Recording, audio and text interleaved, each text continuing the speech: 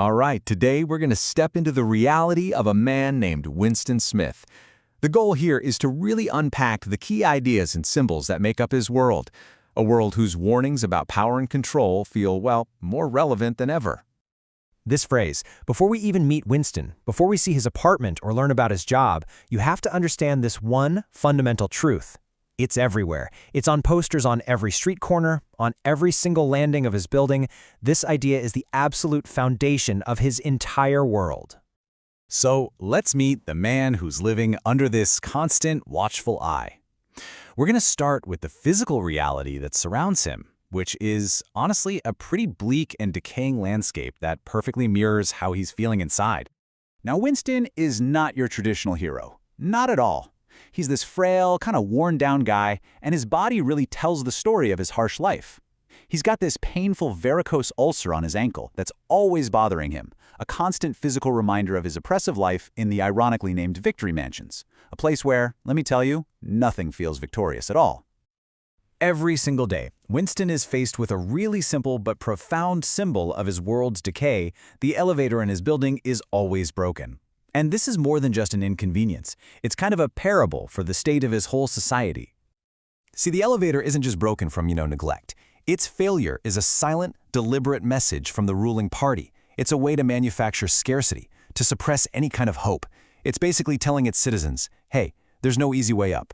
Progress is an illusion, and the path to a better life, yeah, we broke that on purpose, and it's going to stay that way. So let's move from that physical decay to the system that actually enforces it. A system of total, inescapable surveillance.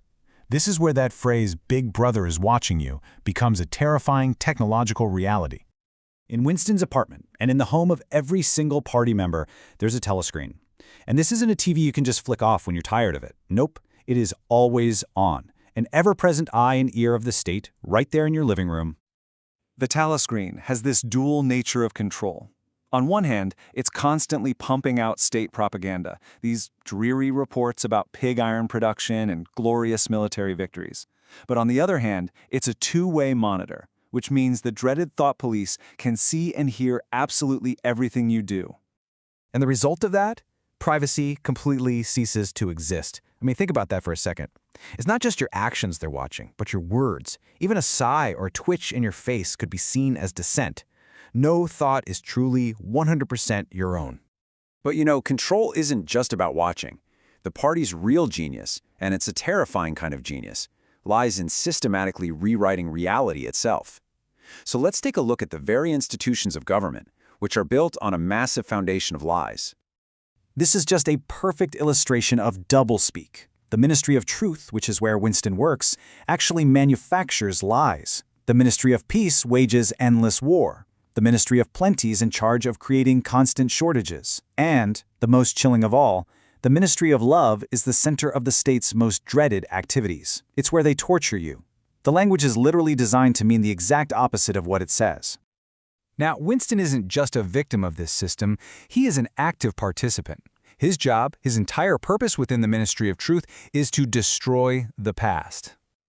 He takes historical records, old newspaper clippings, any fact that contradicts what the party claims is true today, and he gets rid of them in something called a memory hole, basically a fiery furnace that erases them from existence. He is literally paid to destroy his own country's memory.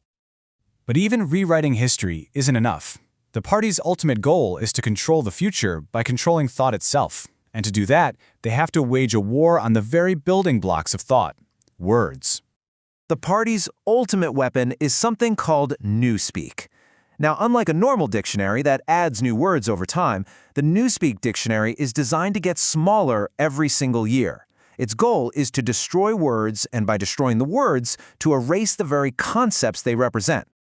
And the reason for all this is to make this specific crime, thought crime, literally impossible to commit. The party believes that if you don't have a word for rebellion, then you can't actually form a rebellious thought. It's a prison for your mind. But then, Winston stumbles on a relic, a single physical page from an old pre-revolution dictionary, a little remnant of a time before newspeak. And on it, he finds a word the party is trying desperately to kill. Freedom. For Winston, finding this word and its definition is like an explosion going off in his mind. It gives a name to everything he feels is missing from his life. It proves that a reality exists outside of the party's control. This discovery is a catalyst for him. It doesn't just give him a concept, it gives him courage. It inspires him to commit his own small, defiant acts of truth, to find little ways to affirm a reality beyond the all-encompassing lies of the state. We see this conflict perfectly in the simple act of carving a pumpkin and putting a candle inside, a tiny individual act of beauty and creation, but the party forbids it. They only allow the state-sanctioned gray light, that efficient, uniform, and passionless glow of total control. The candle represents a personal truth, a flicker of humanity that the party just cannot tolerate. And this is the crucial lesson Winston learns. The party doesn't just extinguish his small light. No, they go a step further. They declare it was illogical, a total waste, and they effectively redefine it out of existence. Their ultimate power isn't just in destruction, it's in their ability to rewrite reality itself. This leads Winston to his ultimate personal act of rebellion. And it isn't some violent uprising. It's a simple, profound statement. It is the assertion that an objective, undeniable truth exists, completely independent of whatever the party declares is real. His act of defiance doesn't lead to a revolution. It leads to his capture and his torture in the ministry of love, and his fate becomes the party's final sermon. They prove that not only can they control your body, they can break your mind until you genuinely believe their lies. The ultimate sin, in their eyes, is to believe in a truth they do not control. And so we're left with this question.